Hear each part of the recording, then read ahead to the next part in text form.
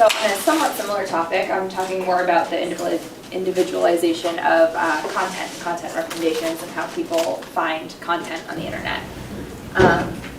So starting out, again, this is also consolidated for a much longer presentation, but just starting out, kind of the basic concept is that the internet's a sea of information.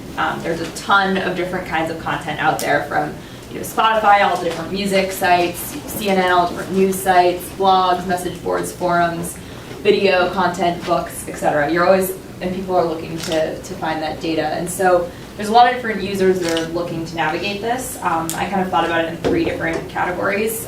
So one, you have consumers that are more just looking for entertainment, or what news do they want to read next? When you have 5 minutes on your phone, what are you actually going to go look at?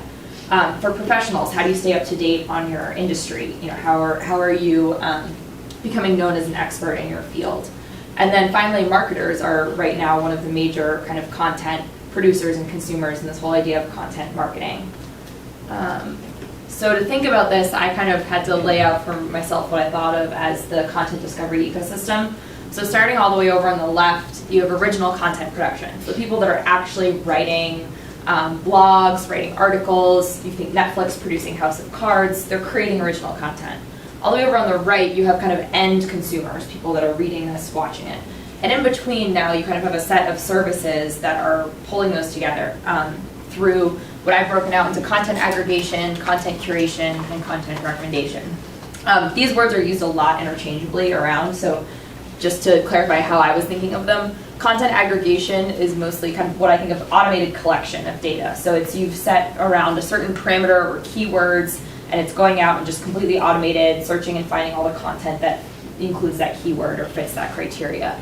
Content curation usually has some element of manual sourcing to it, that someone is actually an expert in a field, or is just collecting things that interest them together, and they've gone out and they've read that content or viewed that content and decided that they want to include that in their collection.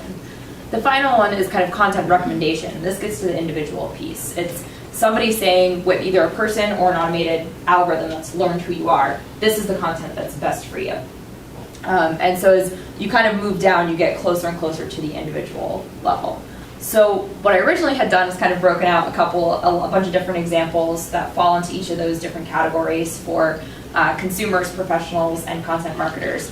What I'm going to do now is just highlight a couple of the different tools that I have looked at and talk about what trends those are showing. So the first one is Beats. And so this is kind of a relatively new streaming service, also kind of in the news a fair amount right now because of the Apple acquisition. And so what Beats has done is, while there's been a lot of music services out there that have been doing some form of curation in terms of creating custom playlists or pulling together a bunch of music based on a certain set of criteria, so sort of more the aggregation piece. Beats took it a little bit farther, I think, and did more of what I would call a concierge approach to entertainment. So while it has custom playlists, it also, when you first log into Beats, you go through kind of a whole get-to-know-you process. You select the type of music that you like, what you don't like, artists that you like, artists that you don't like. And so in addition to offering you the ability to select certain playlists and search them, it also will have a Just For You page that it updates constantly, that highlights music that it thinks that you will like based on everything that it knows about you, and it learns from you as you select and listen to different music. So I thought this was kind of a very interesting mix of kind of human curation, algorithms that are all coming together to basically create something that's just for one person and at that level. Whereas if you think of something like Pandora or everything, it's much more kind of keyword generated. It doesn't really know who you are on the other end of the table. Another example that I looked at was Facebook Paper. And so this was, this is kind of an app that's been split off from Facebook that's more focused. So Facebook put out basically a completely separate app from their core app, and it's more looking at ways for you to consume content. One of the biggest things that people use Facebook for right now is actually to just find interesting or entertaining content and news articles to read. And so kind of there's a cool quote from Mashable. It says, when it comes to finding and reading news, the two apps take very different approaches. Simply put, Flipboard is an aggregator while Paper is a curator.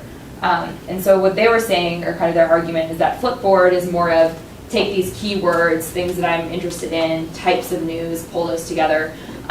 Paper is a curator, and the reason why I think it is it's using social media as curation. So at the end of the day, you still have a person that said, you know, one of your friends that has said, I liked this news article, or I read this news article. And so it brings the human element back into it, and it creates a little bit more of that custom curation. It's not, you know, quite there yet, but it's still kind of like, okay, my friends like this, therefore it's more likely that I will like this. Last one that I wanted to look at was this company called Outbrain. And this is one that I think is kind of interesting because most people have never heard of this company, but you've almost all probably seen their product. So what Outbrain does is that every time you're kind of reading a random news article, or if you're on CNN or one of other 90,000 websites that use this, at the bottom you'll see you like this, so you might be interested in either these articles from this site or these articles from around the web. So there's a couple different companies that do this, but Outbrain is one of the major ones. And so they kind of have created a whole business model off of this dual-sided proposition.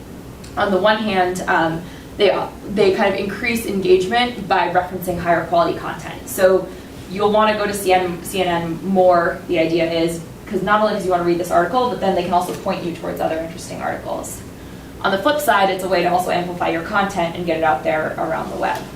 And so I think Outbrain's been really successful with this, and they've developed a lot of personalized recommendations. They basically will track you and what you read, and so they get to know you over the course of time, and so they can actually recommend what the sites that you see recommended based on reading an article will not necessarily be the same as the site someone else sees after reading that same article. So I think that's just kind of an interesting, that we're getting closer and closer to, say, when you log into your phone, it telling you, here's the news articles you want to read today. It's all kind of moving in that direction.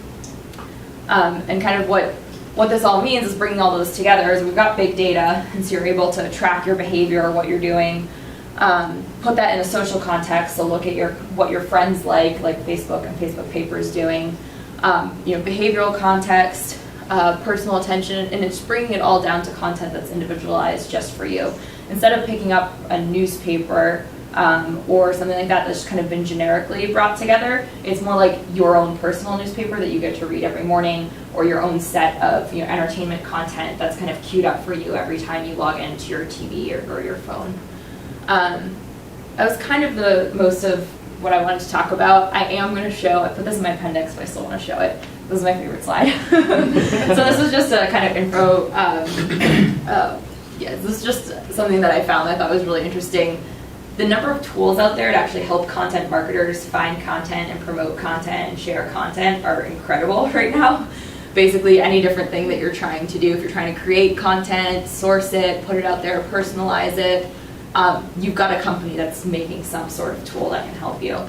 So it was just the volume of tools out there I thought was pretty impressive. So I looked at very, very small number of different things that are in there, but if you're ever looking to if you end up doing content marketing, this is kind of a cool reference point of companies you might want to check out. Okay. Any questions? Yeah. So it seems like there's a ton of analytics going into matching content, existing content, to people that are likely to be interested in it, but content creation is still very much like a artistic type of pursuit. Have you seen any analytics going into figuring out what people are likely to be interested in, and then creating content that matches those needs? So the best example of that I know of is Legendary Entertainment. So they produced Godzilla and kind of a lot of those fanboy other movies. And they do analytics to determine some of the content in terms of what actors, kind of like what Netflix also did with House of Cards, if you think about that, what combination of plot and actors and elements can we bring together that will make a film that most people are going to want to see based on things that they've been interested in the past and how other movies have performed at the box office. I don't know how much that's done in other areas, but I think it likely is starting to move in that direction, especially based on, if you think about content marketing, if they're trying to specifically generate content to drive users to their site and drive engagement, I'm sure that they are tracking what they've created in the past and how well that performed and trying to mimic that. I don't know how high tech or how kind of far into the analytics that's gone yet, but given that it's happening in the movie industry, I would imagine it's also happening other places. So one of the things that happened with the music industry, just an example, is that first we had we moved from buying albums to buying individual songs, which took away a little bit of the power of the content producers.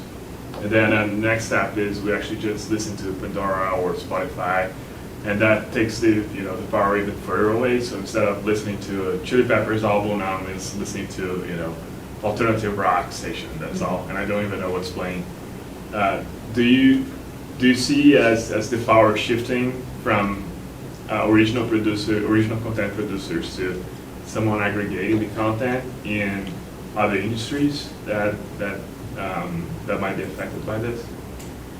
Yes and no. I mean, I looked, so kind of separate from this, but last spring for my FYP was looking for Microsoft at their kind of content strategy and trying to determine if it was shifting, if the balance in that industry was shifting from content to aggregators to service. And what we found is that content still pretty strongly ruled that. If you think about, show Game of Thrones, people want HBO because they want to watch Game of Thrones. And so in certain ways that might be shifting, but if the content's not there, the aggregator doesn't really have anything. If they're putting together a bunch of crappy songs, nobody's going to want to listen to that station. And so you still need the quality of the content. But